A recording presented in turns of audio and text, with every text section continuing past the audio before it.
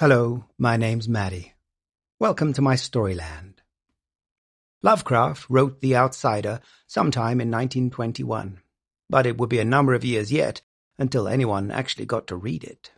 They would have to wait until its publication in Weird Tales in 1926. In the end, it turned out to be one of Lovecraft's most successful stories. Not only has it been one of his most reprinted works, but it also became one of the most popular stories Weird Tales ever published in the magazine's legendary 30-year run. Noted horror writer and historian Les Daniels went so far as to call it arguably the author's finest work. Strangely, Lovecraft himself grew to dislike his own story, referring to it as a rotten piece of rhetorical hash. Well, you can't please everyone. Many critics and devotees view the story as at least partially autobiographical, and you can see why. While alive, Lovecraft was the quintessential outsider. Different, fragile, at times nervous and despondent, not particularly sociable, often poor and alone, seldom respected, and virtually unknown outside of a few rarefied circles. Yes, I can see why some recognize a little of Lovecraft himself within the pages of The Outsider. For this is a story about loneliness and isolation, darkness and light, fear and longing, the human, the inhuman, and the abhuman. And tonight, it is my pleasure to read it to you. Are you ready? Then let's begin. The Outsider by H.P. Lovecraft. That night the Baron dreamt of many a woe, and all his warrior guests, with shade and form of witch and demon and large coffin worm, were long benightmared. John Keats. Unhappy is he to whom the memories of childhood bring only fear and sadness. Wretched is he who looks back upon lone hours in vast and dismal chambers with brown hangings and maddening rows of antique books, or upon awed watches in twilight groves of grotesque, gigantic, and vine-encumbered trees that silently wave twisted branches far aloft. Such a lot the gods gave to me, the dazed, the disappointed, the barren, the broken. And yet I am strangely content, and cling desperately to those sear memories, when my mind momentarily threatens to reach beyond, to the other. I know not where I was born, save that the castle was infinitely old and infinitely horrible, full of dark passages and having high ceilings where the eye could find only cobwebs and shadows. The stones in the crumbling corridors seemed always hideously damp, and there was an accursed smell everywhere, as of the piled-up corpses of dead generations. It was never light, so that I used to light candles and gaze steadily at them for relief. Nor was there any sun outdoors, since the terrible trees grew high above the topmost accessible tower. There was one black tower which reached above the trees into the unknown outer sky, but that was partly ruined, and could not be ascended save by a well-nigh impossible climb up the sheer wall, stone by stone. I must have lived years in this place, but I cannot measure the time.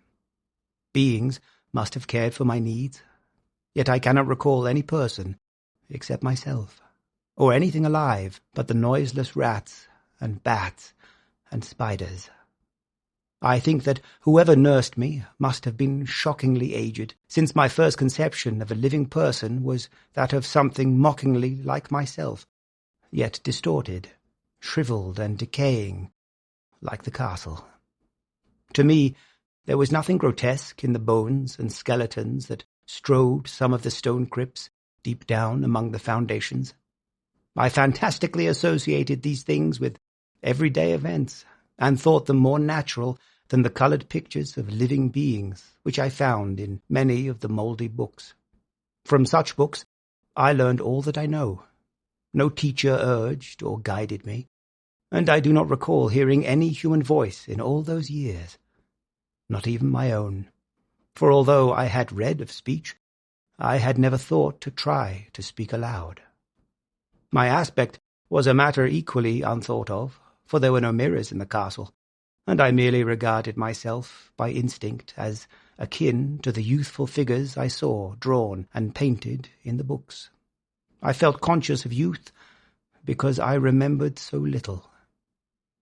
Outside, across the putrid moat and under the dark, mute trees, I would often lie and dream for hours about what I read in the books, and would longingly picture myself amidst gay crowds in the sunny world beyond the endless forest. Once I tried to escape from the forest, but as I went farther from the castle, the shade grew denser, and the air more filled with brooding fear, so that I ran frantically back, lest I lose my way in a labyrinth of nighted silence. So, through endless twilights, I dreamed and waited, though I knew not what I waited for. Then, in the shadowy solitude, my longing for lights grew so frantic that I could rest no more, and I lifted entreating hands to the single black ruined tower that reached above the forest into the unknown outer sky. And at last I resolved to scale that tower, fall though I might, since it were better to glimpse the sky and perish than to live without ever beholding day. In the dank twilight I climbed the worn and aged stone stairs till I reached the level where they ceased, and thereafter clung perilously to small footholds leading upward. Ghastly and terrible was that dead, stairless cylinder of rock, black, ruined and deserted, and sinister with startled bats whose wings made no noise. But more ghastly and terrible still was the slowness of my progress, for climb as I might, the darkness overhead grew no thinner, and a new chill as of haunted and venerable mould assailed me. I shivered as I wondered why I did not reach the light, and would have looked down had I dared. I fancied that night had come suddenly upon me, and vainly groped with one free hand for a window embrasure that I might peer out and above, and try to judge the height I had attained. All at once, after an infinity of awesome, sightless crawling up that concave and desperate precipice, I felt my head touch a solid thing, and I knew I must have gained the roof, or at least some kind of floor. In the darkness I raised my free hand and tested the barrier, finding it stone and immovable. Then came a deadly circuit of the tower, clinging to whatever holds the slimy wall could give, till finally my testing hand found the barrier yielding, and I turned upward again, pushing the slab or door with my head as I used both hands in my fearful ascent. There was no light revealed above, and as my hands went higher, I knew that my climb was for the nonce ended, since the slab was the trap-door of an aperture leading to a level stone surface of greater circumference than the lower tower, no doubt the floor of some lofty and capacious observation chamber. I crawled through carefully, and tried to prevent the heavy slab from falling back into place, but failed in the latter attempt.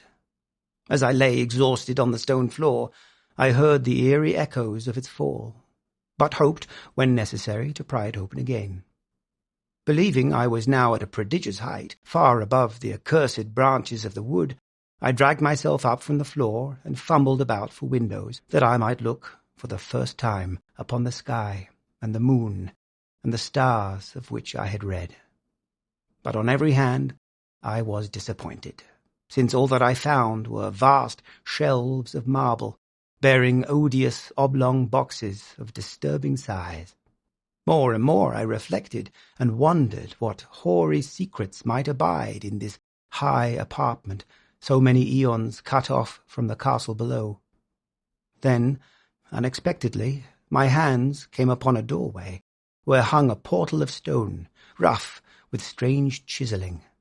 Trying it, I found it locked, but with a supreme burst of strength I overcame all obstacles and dragged it open inward.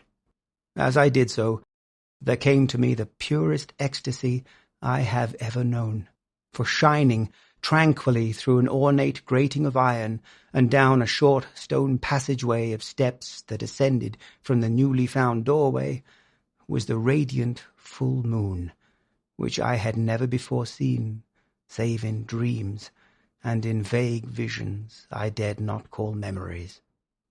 Fancying now that I had attained the very pinnacle of the castle, I commenced to rush up the few steps beyond the door. But the sudden veiling of the moon by a cloud caused me to stumble, and I felt my way more slowly in the dark.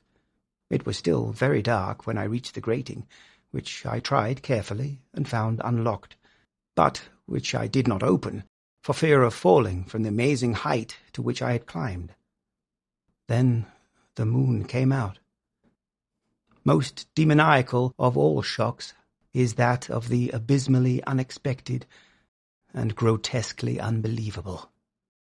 Nothing I had before undergone could compare in terror with what I now saw, with the bizarre marvels that sight implied. The sight itself was as simple as it was stupefying, for it was merely this. Instead of a dizzying prospect of treetops seen from a lofty eminence, there stretched around me, on a level through the grating, nothing less than the solid ground, decked and diversified by marble slabs and columns, and overshadowed by an ancient stone church whose ruined spire gleamed spectrally in the moonlight. Half unconscious, I opened the grating and staggered out upon the white gravel path that stretched away in two directions. My mind, stunned and chaotic as it was, still held the frantic craving for light, and not even the fantastic wonder which had happened could stay my course. I neither knew nor cared whether my experience was insanity, dreaming, or magic, but was determined to gaze on brilliance and gaiety at any cost. I knew not who I was, or what I was, or what my surroundings might be, though as I continued to stumble along, I became conscious of a kind of fearsome, latent memory that made my progress not wholly fortuitous.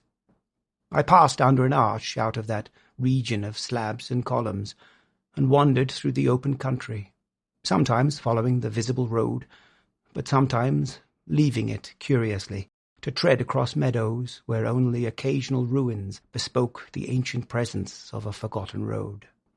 Once I swam across a swift river where crumbling, mossy masonry told of a bridge long vanished. Over 2 hours must have passed before I reached what seemed to be my goal, a venerable, ivied castle in a thickly wooded park, maddeningly familiar, yet full of perplexing strangeness to me. I saw that the moat was filled in, and that some of the well-known towers were demolished, whilst new wings existed to confuse the beholder.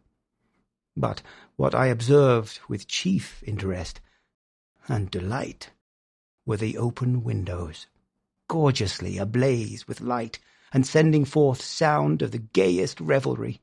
Advancing to one of these, I looked in and saw an oddly dressed company indeed, making merry and speaking brightly to one another. I had never seemingly heard human speech before, and could guess only vaguely what was said. Some of the faces seemed to hold expressions that brought up incredibly remote recollections.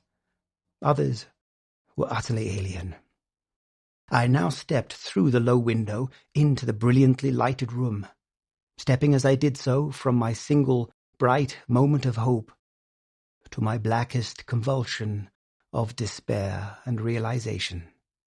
The nightmare was quick to come, for as I entered there occurred immediately one of the most terrifying demonstrations I had ever conceived. Scarcely had I crossed the sill when there descended upon the whole company a sudden and unheralded fear of hideous intensity, distorting every face and evoking the most horrible screams from nearly every throat. Flight was universal, and in the clamour and panic several fell in a swoon and were dragged away by their madly fleeing companions. Many covered their eyes with their hands and plunged blindly and awkwardly in their race to escape, overturning furniture and stumbling against the walls before they managed to reach one of the many doors. The cries were shocking, and as I stood in the brilliant apartment, alone and dazed, listening to their vanishing echoes, I trembled at the thought of what might be lurking near me, unseen. At a casual inspection, the room seemed deserted, but when I moved toward one of the alcoves, I thought I detected a presence there, a hint of motion beyond the golden arched doorway leading to another and somewhat similar room. As I approached the arch, I began to perceive the presence more clearly. And then, with the first and last sound I ever uttered, a ghastly ululation that revolted me almost as poignantly as its noxious cause, I beheld in full, frightful vividness the inconceivable, indescribable, and unmentionable monstrosity which had by its simple appearance changed a merry company to a herd of delirious fugitives. I cannot even hint what it was like, for it was a compound of all that is unclean, uncanny, unwelcome, abnormal, and detestable. It was the ghoulish shade of decay, antiquity, and desolation, the putrid, dripping eidolon of unwholesome revelation, the awful bearing of that which the merciful earth should always hide. God knows it was not of this world, or no longer of this world.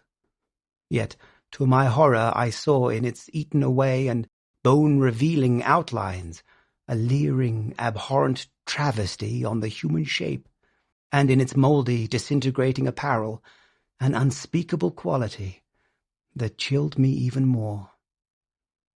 I was almost paralyzed, but not too much so to make a feeble effort toward flight, a backward stumble which failed to break the spell in which the nameless, voiceless monster held me. My eyes, bewitched by the glassy orbs which stared loathsomely into them, refused to close, though they were mercifully blurred, and shewed the terrible object but indistinctly after the first shock. I tried to raise my hand to shut out the sight, yet so stunned were my nerves that my arm could not fully obey my will. The attempt, however, was enough to disturb my balance, so that I had to stagger forward several steps to avoid falling. As I did so, I became suddenly and agonizingly aware of the nearness of the carrion thing, whose hideous, hollow breathing I half fancied I could hear. Nearly mad, I found myself yet able to throw out a hand to ward off the fetid apparition which pressed so close. When, in one cataclysmic second of cosmic nightmarishness and hellish accident, my fingers touched the rotting, outstretched paw of the monster beneath the golden arch. I did not shriek, but all the fiendish ghouls that ride the night wind shrieked for me, as in that same second there crashed down upon my mind a single and fleeting avalanche of soul-annihilating memory. I knew in that second all that had been. I remembered beyond the frightful castle and the trees, and recognized the altered edifice in which I now stood. I recognized, most terrible of all, the unholy abomination that stood leering before me as I withdrew my sullied fingers from its own. But in the cosmos there is balm as well as bitterness, and that balm is nepenthe. In the supreme horror of that second, I forgot what had horrified me, and the burst of black memory vanished in a chaos of echoing images. In a dream, I fled from that haunted and accursed pile and ran swiftly and silently in the moonlight. When I returned to the churchyard place of marble and went down the steps, I found the stone trap-door immovable. But I was not sorry, for I had hated the antique castle and the trees. And now I ride, with the mocking and friendly ghouls on the night wind, and play by day amongst the catacombs of Nefren-Ka, in the sealed and unknown valley of Hadoth by the Nile. I know that light is not for me, save that of the moon over the rock tombs of Neb, nor any gaiety, save the unnamed feasts of Nitocris beneath the Great Pyramid. Yet, in my new wildness and freedom, I almost welcome the bitterness of alienage. For although Nepenthe has calmed me, I know always that I am an outsider, a stranger in this century and among those who are still men. This I have known ever since I stretched out my fingers to the abomination within that great gilded frame, stretched out my fingers and touched a cold and unyielding surface of polished glass.